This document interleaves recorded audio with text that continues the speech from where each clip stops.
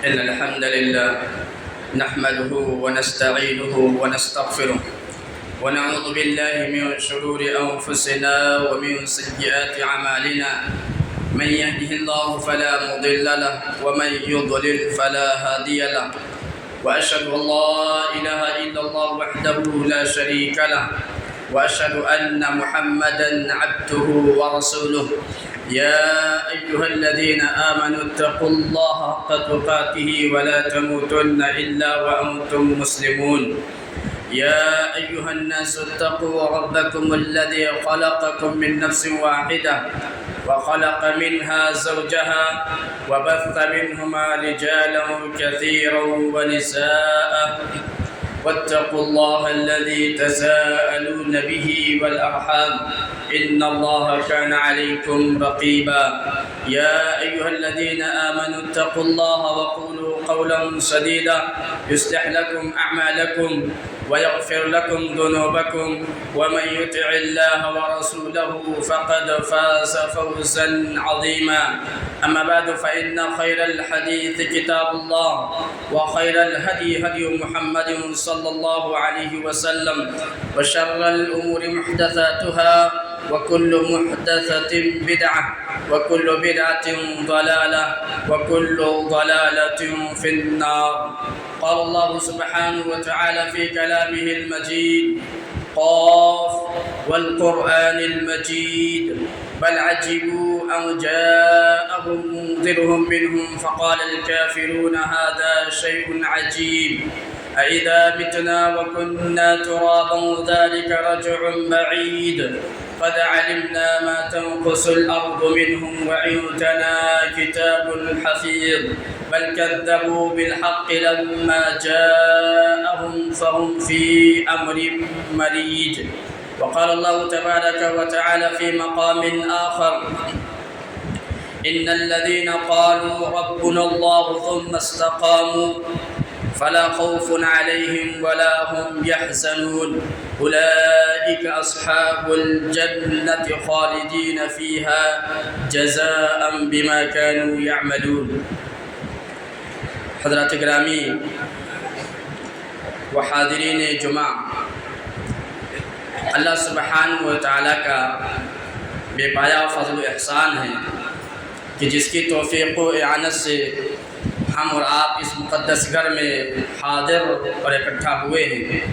بعدہ درود و سلام ہو ان تمام انبیاء علیہم السلام پر، بالخصوص ہمارے آخری نبی جناب محمد عربی صلی اللہ علیہ وسلم پر، جنہوں نے اللہ رب العالمین کا پیغام کما حقہ امت تک پہنچا دیا۔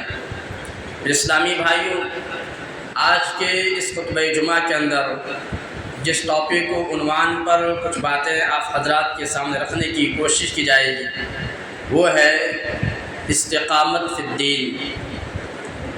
اسلامی بھائیوں،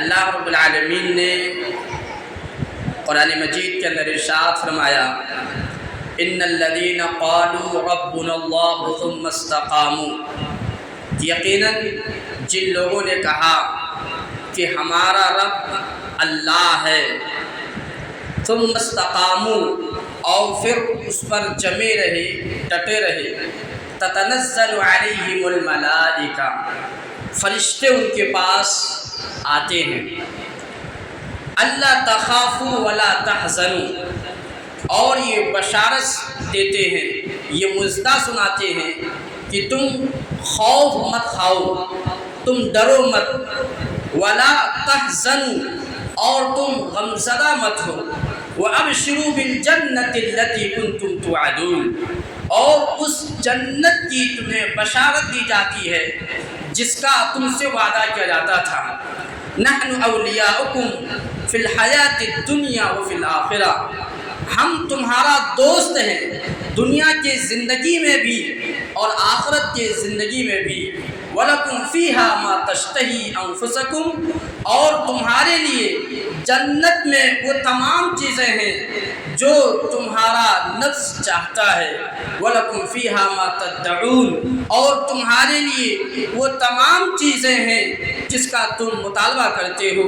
نُزُلًا مِّن غَفُورٍ رَحِيمٍ، یہ غفور رحیم معبود کی طرف سے تمہارے لیے میزبانی ہے، مہمان نوازی ہے۔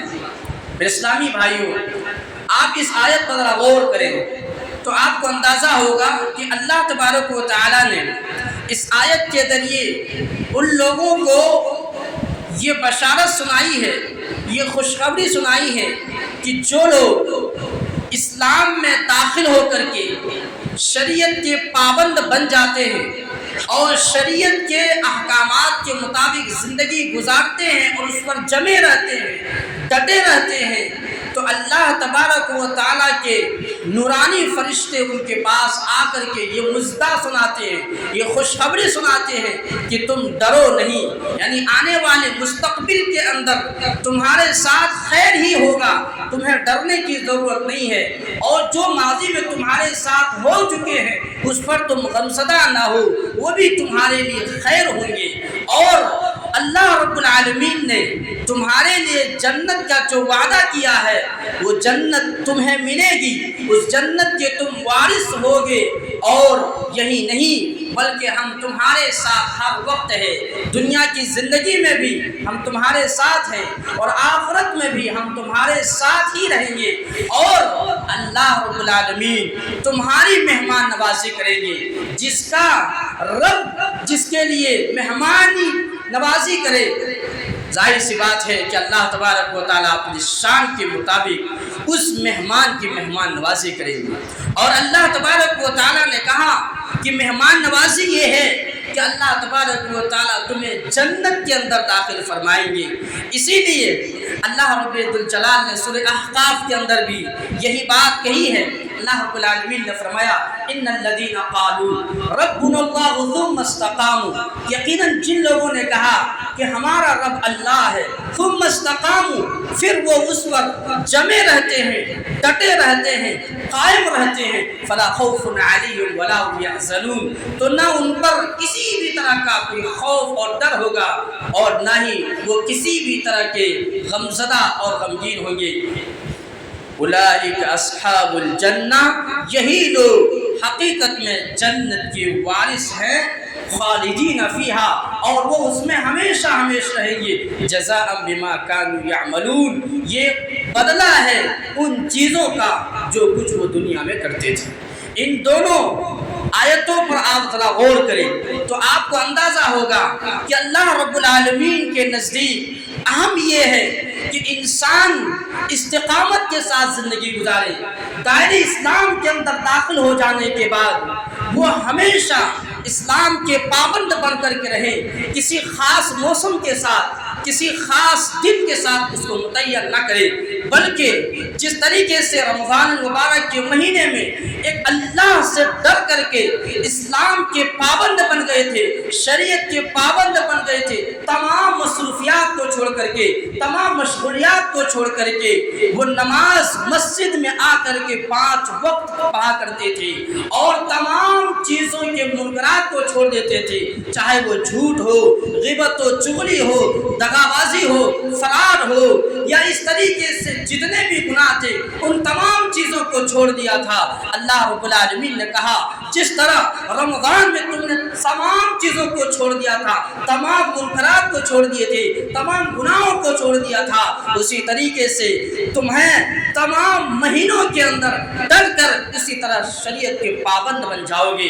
اسی طریقے سے اگر تم شریعت پر عمل کرنے والے بن جاؤ گے تو یقین جانو کہ اللہ رب العالمین تمہیں جنت کا وارث بنائے گا، اور اللہ کے نورانی فرشتے تمہارے ارد گرد گھومتے ہوئے تمہیں یہ بشارت سنائیں گے کہ تم ڈرو نہیں، تم خوف مت کھاؤ، تمہارے ساتھ خیر ہوگا، تمہارے ساتھ بہتر ہوگا، اور ہم تمہارے ساتھ ہر وقت ہیں، چاہے وہ دنیا کی زندگی ہو چاہے آخرت کی زندگی ہو۔ اسی لیے اسلامی بھائیو، استقامت یہ اتنا اہم ہے، دین پر جمے رہنا، دین پر ڈٹے رہنا، دین پر قائم رہنا، یہ اتنا اہم ہے کہ اللہ تبارک و تعالیٰ نے خود پیارے نبی صلی اللہ علیہ وسلم کو اس کا حکم دیا ہے۔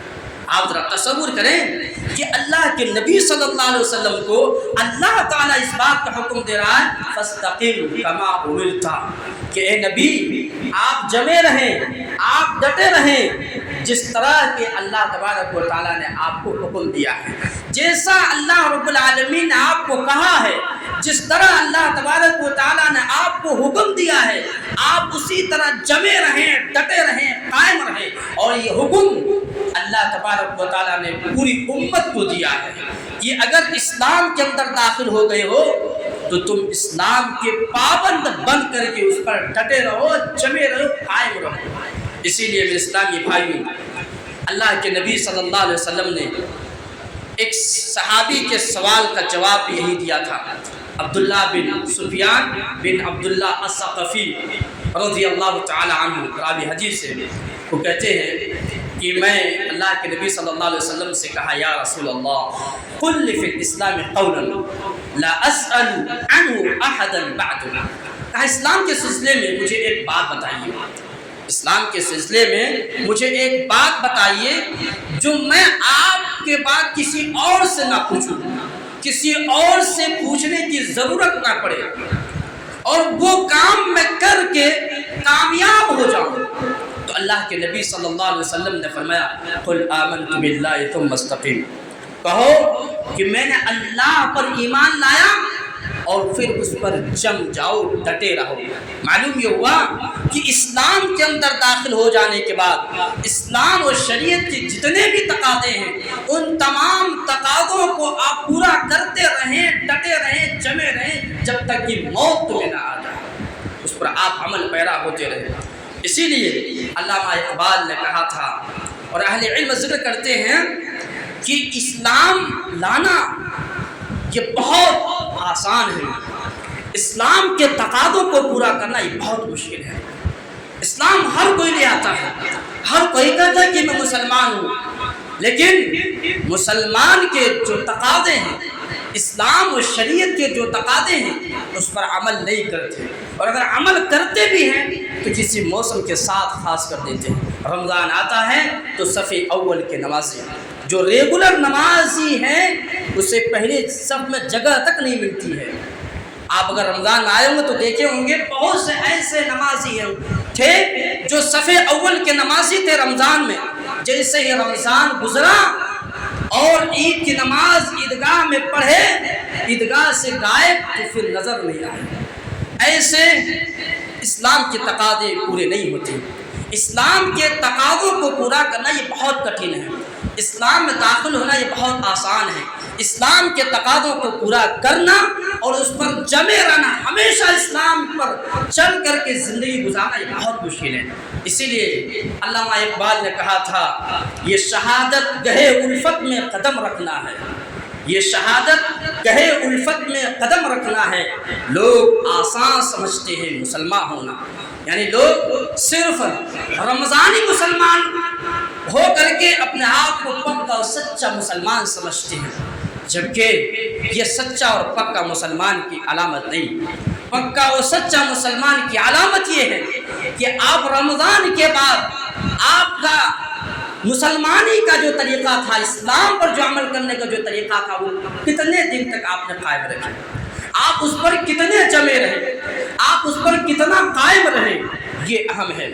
اسی لیے اللہ کے نبی صلی اللہ علیہ وسلم نے فرمایا کہ اللہ رب العالمین کے نزدیک سب سے محبوب لوگ وہ ہیں جو ہمیشہ شریعت پر عمل کرتے رہتے ہیں، گرچہ وہ عمل کم ہی کیوں نہ کرتے۔ اسی لیے میرے اسلامی بھائیوں، استقامت کی تعریف عمر بن خطاب رضی اللہ تعالی عنہ کیا خوب کرتے ہیں، بہت اہم تعریف کرتے ہیں۔ عمر بن خطاب رضی اللہ تعالی عنہ کہتے ہوئے، ان تستقیم علی الامر والنہی ولا تروغ رغان سعال، کہا استقامت یہ ہے کہ امر اور نواہی پر جمے رہے، یعنی اللہ رب العالمین نے جن جن چیزوں کا حکم دیا ہے ان چیزوں پر جمے رہے، ڈٹے رہے، اور جن جن چیزوں سے اللہ اور اس کے رسول نے منع کر دیا ہے ان چیزوں سے رک جائے اور ہمیشہ ان تمام چیزوں کو چھوڑ دے۔ ولا تروغ رغان ثعالب، اور لومڑی کی طرف اپنی حالت کو نہ بدلے، لومڑی کی طرف اپنی حالت کو نہ بدلے۔ جس طریقے سے موسم کے ایام میں انسان ایکٹیو ہو کر کے اللہ والا بن جاتا ہے ویسے ہی پورے سال کے اندر اللہ والا بن کر کے رہے، شریعت کے پابند بن کر کے رہے، اس کا نام استقامت ہے۔ اسی لیے استقامت کی تعریف اہل علم یہ بھی ذکر کرتے ہیں، یہ الاتیان بجمیع الاوامر والانتہاء عن جمیع المناہی، کہ شریعت کے تمام چیزوں پر عمل پیرا ہونے کا نام استقامت ہے۔ شریعت نے جن جن چیزوں کا حکم دیا ہے، شریعت نے جو کچھ بھی کہا ہے، ان تمام چیزوں پر عمل کرنے کا نام استقامت ہے۔ اور شریعت نے جن جن چیزوں سے روک دی ہے، جن جن چیزوں سے منع کر دی ہے، ان تمام چیزوں سے اپنے آپ کو روکے رکھے، اس کا نام استقامت ہے۔ اور اسلامی بھائیوں، اسی لیے شاعر کہتا ہے، دو رنگی چھوڑ دے یک رنگ ہو جا، سراسر موم ہو جا یا سنگ ہو جا۔ اگر اسلام میں داخل ہوئے ہو تو اسلام کے تمام تقاضوں کو پورا کرو، دو رخا بن نہیں، دو رنگ نہیں، ایک رنگ بن جا۔ اسلام میں داخل ہوئے ہو تو مکمل اسلام کے تقاضوں کو پورا کرنے والے بن جاؤ۔ اور اسی طریقے سے میرے اسلامی بھائیوں، ہم اور آپ سب سے پہلا طریقہ یہ اختیار کریں کہ اللہ تبارک و تعالیٰ نے جن جن چیزوں کا حکم دیا ہے ان چیزوں پر ہم جمے رہیں، ڈٹے رہیں۔ اور دوسری چیز کہ ہم توحید پر ثابت قدم رہیں، یہ بہت اہم ہے۔ توحید پر ثابت قدم رہنا یہ بہت اہم ہے۔ کیوں؟ اس لیے کہ آج فتنوں کا دور ہے، ہر کوئی انسان یہ چاہتا ہے کہ اسے دائرے اسلام سے پھیر کر کے مرتد بنا دے، اور یہ سازشیں بھی ہوتی ہے، ہمارے خلاف قانون بھی بنائے جاتے ہیں، ہمارے خلاف سازشیں بھی رچی جاتی ہیں، کیونکہ کفار کی یہ تمنا رہتی ہے کہ یہ مسلمان ہمارے طریقوں کو اختیار کرے، ہمارے رہن سہن کے طریقوں کو اختیار کرے۔ مجھے اسلام کا طریقہ اچھا نہیں لگتا، انہیں اسلام پر رہنا انہیں بہت بلند محسوس ہوتے ہیں، اسی لیے وہ ہمارے خلاف ہما وقت سازشیں رچتے ہیں، ہمارے خلاف قانون بنائے جاتے ہیں، ہمارے خلاف ہر طرح کے حربے اختیار کیے جاتے ہیں۔ اللہ رب العالمین نے قرآن کریم کے اندر نقشہ کھینچا ہے، وَلَا يَزَالُونَ يُقَاتِلُونَكُمْ حَتَّى يَرُدُّوكُمْ عَنْ دِينِكُمْ إِنِ اسْتَطَاعُوا، کہ وہ ہمیشہ تم سے جنگ کرتے رہیں گے، وہ ہمیشہ تمہارے خلاف سازشیں رچتے رہیں گے، وہ ہمیشہ تمہارے خلاف قانون بناتے رہیں گے، حَتَّى يَرُدُّوكُمْ عَنْ دِينِكُمْ إِنِ اسْتَطَاعُوا، یہاں تک کہ وہ طاقت بھر یہ کوشش کرتا ہے کہ انہیں دین سے پھیر دیا جائے، جسے مسلمانوں کو دین سے دور کر دیا جائے۔ ان کی پوری کوشش یہ ہوتی ہے کہ مسلمانوں کو دین سے دور کر دیا جائے، مسلمانوں کو دین سے پھیر دیا جائے، اور کوششیں بھی ہو رہی ہیں کہ کس طریقے سے مسلمانوں کو یہاں سے نکال کر کے ہندو راشٹر بنا دیا جائے، کوششیں بھی چل رہی۔ یہ آج کی بات نہیں، تاریخ جب آپ پڑھیں گے، سیرت کی کتابوں کا جب آپ مطالعہ کریں گے، اسلامی تاریخ کا جب آپ مطالعہ کریں گے تو آپ کو اندازہ ہوگا کہ یہ سازشیں ہمیشہ چلتی رہی، مسلمانوں کے خلاف ہمیشہ حربے اختیار کیے جاتے رہے، مسلمانوں کے خلاف ہمیشہ قانون بناتے رہے، لیکن اللہ تبارک و تعالیٰ کا ایک ہی اعلان ہے، وَلَا تَهِنُوا وَلَا تَحْزَنُوا وَأَنْتُمُ الْأَعْلَوْنَ إِن كُنتُم مُؤْمِنِينَ، کہ تم گھبراؤ نہیں، تم پریشان نہ ہو، تم سربلند رہوگے، تمہارا اقتدار ہوگا ہر جگہ، ان کنتم مؤمنین، شرط یہ ہے کہ تم حقیقت میں مومن والے بن جاؤ، دو رنگی چھوڑ کر کے ایک رنگی بن جائیں۔ دیکھیے کہ اللہ تبارک و تعالیٰ تمہیں سربلندی کیسے عطا کرتا ہے، تمہیں اللہ تبارک و تعالیٰ اقتدار کیسے عطا کرتا ہے۔ اور آپ تاریخ کی کتابوں کا جب مطالعہ کریں گے تو جب لوگوں نے اسلام پر قائم و دائم رہے، اسلام و توحید سے سمجھوتا نہیں کیا، اللہ تبارک و تعالیٰ نے انہیں سربلند رکھا، انہیں اسلام پہ قائم و دائم رکھ کر کے اللہ تبارک و تعالیٰ نے انہیں سربلند کیا، انہیں اقتدار عطا کیا۔ بس ضرورت اس بات کی ہے کہ ہم دین پر جمے رہیں، ڈٹے رہیں، اور ایک رنگ بن کر کے رہیں، دو رنگی کو چھوڑ دیں میرے اسلامی بھائیوں۔ اسی لیے آپ دیکھیں گے کہ انبیاء کرام بہت فکر مند ہوتے تھے، جب وہ انتقال ہو جاتے تھے یا انتقال ہونے کے قریب ہوتے تھے تو اپنے اولادوں سے یہ کہتے تھے کہ تم میرے بعد کس کی عبادت کرو گے؟ یعنی توحید کی بڑی فکر رہتی تھی کہ کہیں ایسا تو نہیں کہ جب تک میں ہوں توحید پر قائم ہے، میرے چلے جانے کے بعد مرتد تو نہیں ہو جائے۔ ہمیں کتنی فکر ہے، ہم نے کبھی اپنے اولادوں پر یہ فکر کی ہے کہ میرے بعد میرے اولاد کا کیا ہوگا؟ میرے بعد میرا اولاد دین پر قائم رہیں گی، توحید پر قائم رہیں گی؟ اس کی فکر ہم نے کتنے کی ہے؟ اور وہ فکر کب ہوگی؟ جب ہم اپنے بچوں کو اسلامی تعلیمات سے روشناس کرائیں گے، جب ہم اپنے بچوں کو دینی تعلیمات سے روشناس کرائیں گے۔ وہ صرف اور صرف یہ نہیں کہ چلو مجبوری میں پڑھا لیا جائے، مجبوری میں نہیں، جب شریعت کی دین کو ترجیح دیں گے دنیا کی دین پر، تب بلندی آئے گی، تب سر بلند ہوں گے۔ یہ نہیں کہ ہم دنیا کی تعلیم کو ترجیح دیں، پھر موقع ملا، وقت ملا تو پھر بچوں کو مدرسوں میں بھیجا جائے، مسجد میں بھیجا جائے، یا کچھ قرآن کی تعلیمات عالم کو بلا کر کے دیں گے۔ نہیں وقت ملا تو کوئی بات نہیں، دین چھوٹ جائے کوئی مسئلہ نہیں، دنیا نہیں چھوٹنا چاہیے۔ تو پھر یہ مصیبت اور آفت میں آئے گی تو کیا ہوگا؟ جب دین کو ہم ترجیح نہیں دیں گے، دنیا کو ترجیح دیں گے، تو یقین جانیے کہ جب جہالت عام ہوں گے تو شرک عام ہوں گے، اور جب شرک پھیلے گی اللہ کا عذاب آئے گا۔ شرک جب پھیلتا ہے تو اللہ کا عذاب آتا ہے، اور جب توحید عام ہوتے ہیں تو اللہ کی نصرت اور مدد آتی ہے۔ اب تاریخ پڑھیں، اور آپ کو یقین نہیں ہو رہا ہے تو آپ تاریخ کی کتابوں کا پڑھ کر پڑھیں، آپ کو اندازہ ہوگا۔ تو یعقوب علیہ السلام کہ جب انتقال کا وقت قریب آیا تو انہوں نے کہا اذ قال لبنی ما تعبدون من بعدی، اپنے اولاد سے کہا، اپنے بچوں سے کہا کہ میرے بعد تم لوگ کس کی عبادت کرو گے؟ میرے بعد تم لوگ کس کی عبادت کرو گے؟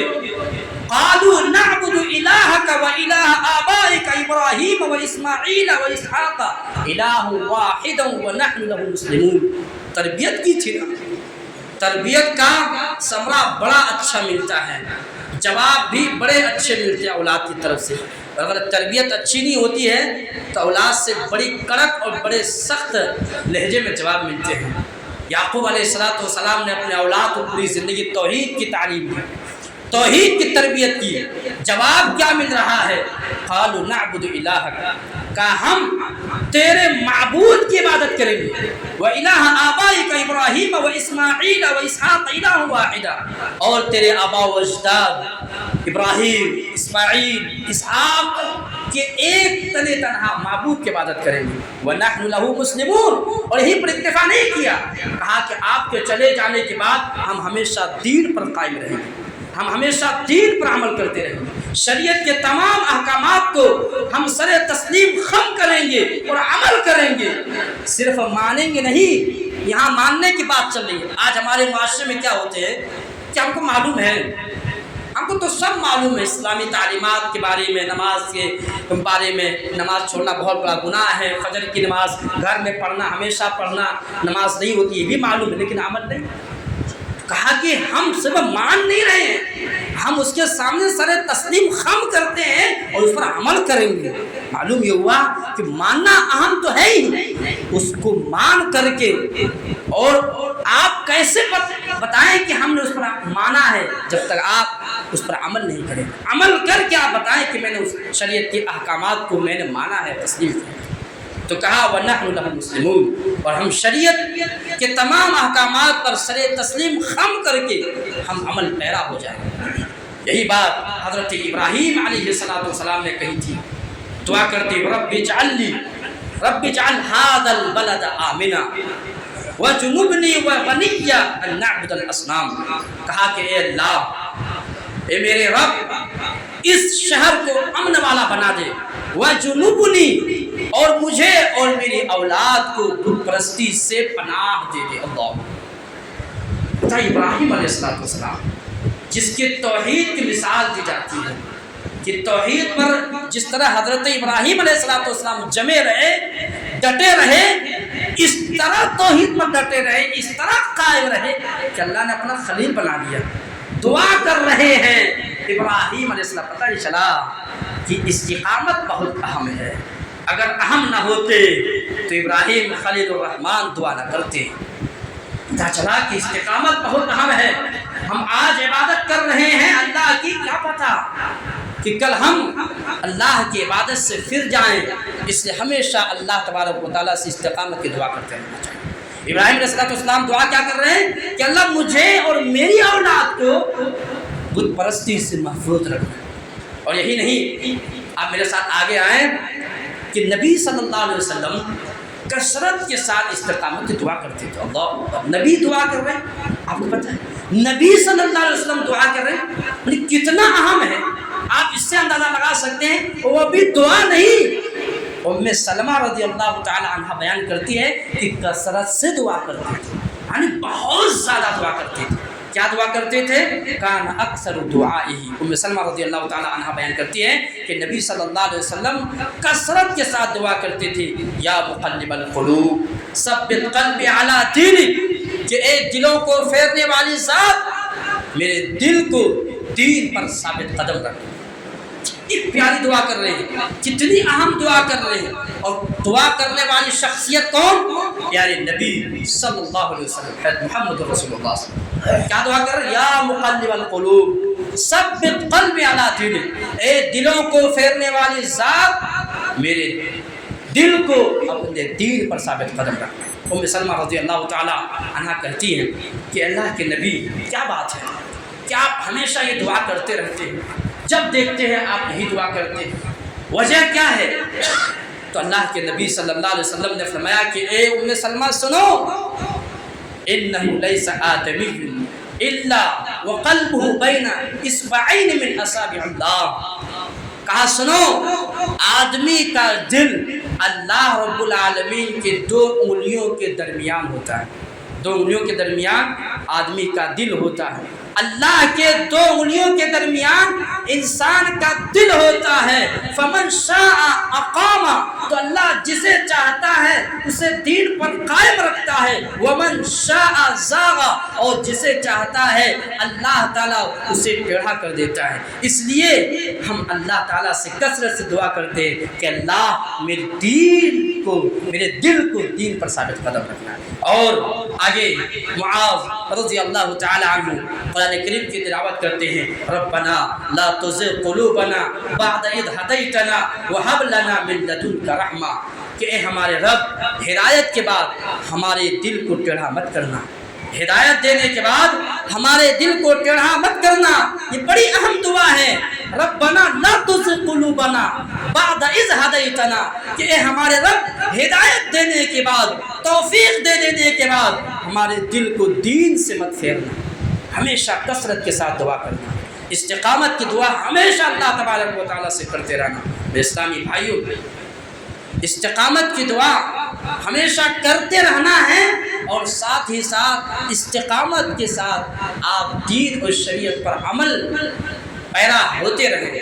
آپ معلوم ہے کہ نبی صلی اللہ علیہ وسلم سنت پر بھی استقامت اختیار کرتے تھے. سنت کو بھی نبی صلی اللہ علیہ وسلم کبھی نہیں چھوڑتے تھے. آج ہمارے سماج اور معاشرے میں اکثر و بیشتر آپ دیکھیں گے فرض نماز پڑھ لیا بس مسجد سے نکل گئے، جبکہ نبی صلی اللہ علیہ وسلم کا طریقہ یہ تھا کہ نبی صلی اللہ علیہ وسلم سنت بھی پڑھا کرتے تھے. بالخصوص جو سنت مؤکدہ ہیں اس کو نبی صلی اللہ علیہ وسلم نہیں چھوڑتے. اور استقامت کی انتہا یہ کہ نبی صلی اللہ علیہ وسلم سے اگر سنت مؤکدہ کسی وجہ سے چھوٹ جایا کرتے تھے تو بعد میں نبی صلی اللہ علیہ وسلم اس کی قضا کرتے تھے. جیسا کہ صحیح روایتوں کے اندر ہے، ابو داؤد کی روایتوں صحیح روایت ہے کہ ان نبی صلی اللہ علیہ وسلم قضى ركعتين اللتين بعد الظهر بعد صلاة العصر لما شغله ناس من بني عبد قیس، کہ ظہر کے بعد بنو عبد قیس سے چند لوگ نبی صلی اللہ علیہ وسلم کے پاس آئے اور وہ لوگ نبی صلی اللہ علیہ وسلم سے باتیں کرنے لگے.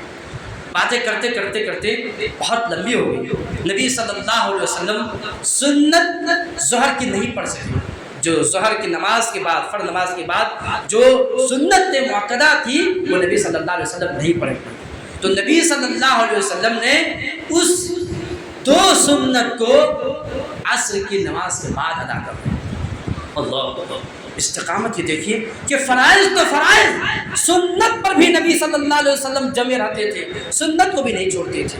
آج تو ہم لوگ فرائض ہی پر استقامت اختیار نہیں کر پا رہے، جائے کہ سنت اور نفل کی بات آئے، سب سے پہلے فرائض پر آپ استقامت اختیار کریں، فرائض پر آپ جمے رہیں۔ یقین جانیے کہ آج فجر کی نماز میں انگلیوں میں گن لیتے کہ کتنے نمازی تھے، 10 سے زائد نمازی نہیں تھے، اور وہی نمازی رمضان میں 2 دن سب ہو جایا کرتے تھے۔ حیرت والی بات ہے، رونے کی بات ہے، کیا رمضان میں جو رب تھا وہ غیر رمضان میں رب نہیں ہے؟ نعوذ باللہ، کیا وہ رمضان چلا، رمضان کے بعد وہ رب غائب ہو گیا؟ استغفر اللہ، نعوذ باللہ، نہیں میرے بھائیو، رمضان میں جو رب تھا وہ رب اب بھی ہے، رمضان میں جو شریعت تھی وہ شریعت اب بھی ہے۔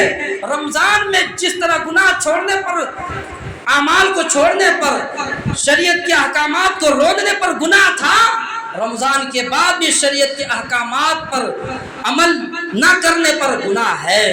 جس طریقے سے رمضان میں جھوٹ بولنے پر گناہ تھا، فجر کی نماز چھوڑنے پر گناہ تھا، اور اسی طریقے سے دغا بازی پر گناہ تھا، رمضان کے بعد بھی فجر کی نماز چھوڑنے پر گناہ ہے، جھوٹ بولنا گناہ ہے۔ شریعت وہی ہے جو رمضان میں تھی، ہمارے احکامات وہی ہیں جو رمضان میں تھا، تو پھر کیوں بھائی ہم دو رنگی بن گئے کہ رمضان میں تو ہم بڑے اللہ والے، رمضان چلا گیا تو پھر ہم 2 رنگ بن گئے؟ ایسا 2 رنگی نہ کریں، آپ استقامت کے ساتھ عمل پیرا ہوں۔ اسی لیے آپ دیکھیں گے کہ اللہ کے نبی صلی اللہ علیہ وسلم کے بارے میں آتا ہے، جیسا کہ صحیح مسلم کی روایت ہے کہ کان رسول اللہ صلی اللہ علیہ وسلم اذا عمل عملا اثبتہ، کہ نبی صلی اللہ علیہ وسلم جب بھی کوئی عمل کرتے تھے اس پر ڈٹے رہتے تھے۔ اللہ، نبی صلی اللہ علیہ وسلم کے بارے میں یہ بات آ رہی ہے، نبی صلی اللہ علیہ وسلم، آپ کو نبی صلی اللہ علیہ وسلم سید الانبیاء ہیں، معصوم عن الخطا ہیں، اللہ کے چہیتے ہیں، زیادہ عمل کی ضرورت نہیں، پھر بھی نبی صلی اللہ علیہ وسلم کے بارے میں کیا رہا ہے کہ نبی صلی اللہ علیہ وسلم جب بھی کوئی عمل کرتے تھے نبی صلی اللہ علیہ وسلم اس پر ڈٹے رہتے تھے، جمے رہتے۔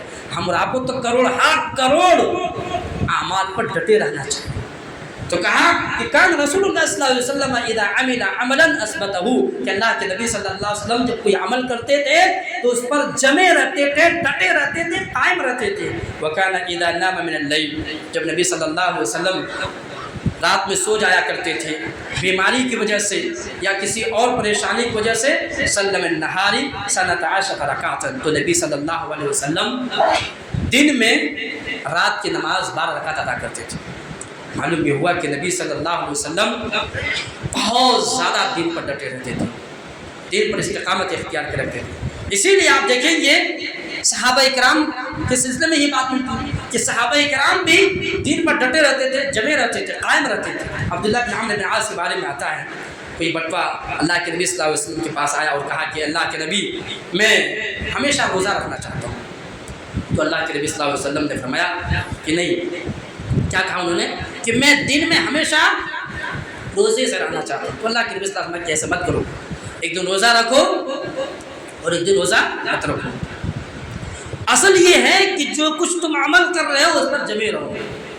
کیا کہا نبی صلی اللہ علیہ وسلم نے عبداللہ بن عمرو بن عاص سے کہا کہ تم جو کچھ عمل کر رہے ہو اس پر تم جمے رہو، ڈٹے رہو۔ عبداللہ بن عمرو بن عاص کے بارے میں بھی بات آتی ہے کہ اللہ کے نبی صلی اللہ علیہ وسلم کے پاس آیا اور کہا کہ اللہ کے نبی قرآن کتنے دنوں میں ختم کرنا چاہیے، تو اللہ کے نبی صلی اللہ علیہ وسلم نے فرمایا فی الشہر، 1 مہینے میں۔ کہا کہ اللہ کے نبی ہم اس سے زیادہ ہم ختم کرنے کی طاقت رکھتے ہیں، یعنی اس سے کم مدت میں ہم ختم کرنے کی طاقت رکھتے ہیں، تو اللہ کے نبی صلی اللہ علیہ وسلم کے پاس جب یہ بار بار باتیں ریپیٹ کرتے رہے تو اللہ کے نبی صلی اللہ علیہ وسلم نے فرمایا کہ 7 دن میں قرآن ختم کرو۔ کہا کہ اللہ کے نبی اس سے کم مدت میں بھی ہم ختم کرنے کی طاقت رکھتے ہیں، تو اللہ کے نبی صلی اللہ علیہ وسلم نے فرمایا کہ سنو، جو 3 دن سے پہلے قرآن ختم کر دیتا ہے اس میں قرآن کو سمجھائیے۔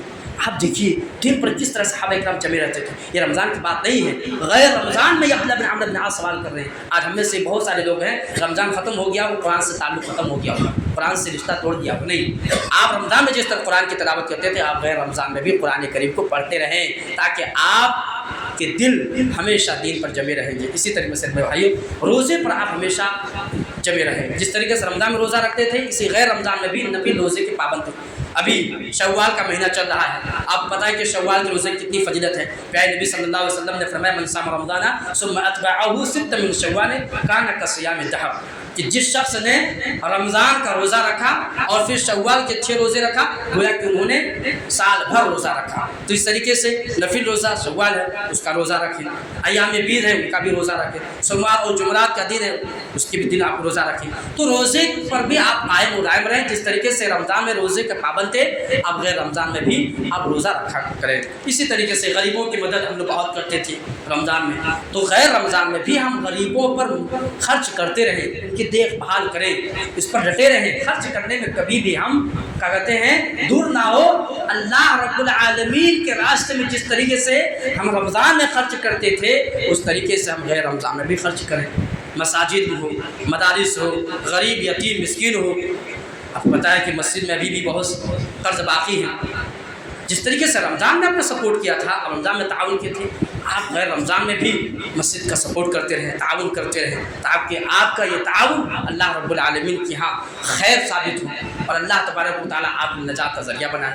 اللہ تعالیٰ سے دعا ہے کہ اللہ تعالیٰ ہم تمام مسلمانوں کو دین پر قائم اور دائم رہنے کی توفیق عطا فرما. اللہ تعالیٰ ہم تمام مسلمانوں کو شریعت کے احکامات پر جمے رہنے کی توفیق عطا فرما. اللہ تعالیٰ ہم تمام مسلمانوں کو دین اور شریعت کو سمجھ کر کے اس پر عمل کرنے کی توفیق عطا فرما. اللہ العالمین ہم میں سے جو مسلمان بیمار ہیں پریشان ہیں اللہ العالمین تو اسے شفا کاملہ عطا فرما. اللہ العالمین ہمارے خلاف جو حکومت قانون بنا رہے ہیں اللہ العالمین تو اسے ان چیزوں میں ناکام کر دے. اللہ العالمین مسلمانوں کو ساتھ جو پریشانیاں ہیں اللہ العالمین ان پریشانیوں کو دور فرما دے. اللہ العالمین مسلمانوں کو ہر جگہ امن و امان میں رکھے. آمین. اقول لکم ما تسمعون فاستغفر اللہ لی ولکم.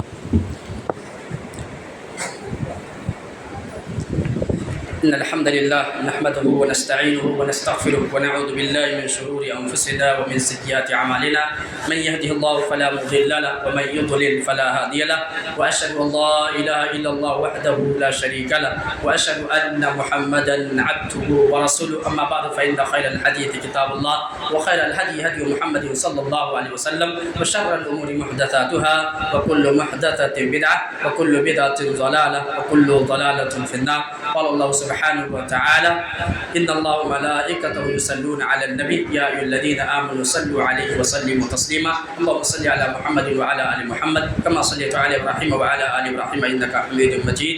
اللهم بارك على محمد وعلى آل محمد كما باركت على إبراهيم وعلى آل إبراهيم إنك حميد مجيد. عباد الله رحمكم الله إن الله يأمر بالعدل والإحسان وإيتاء ذي القربى وينهى عن الفحشاء والمنكر والبغي يعظكم لعلكم تذكرون. اذكروا الله ذكركم ولذكر الله أكبر والله يعلم ما تصنعون. قوموا للصلاة.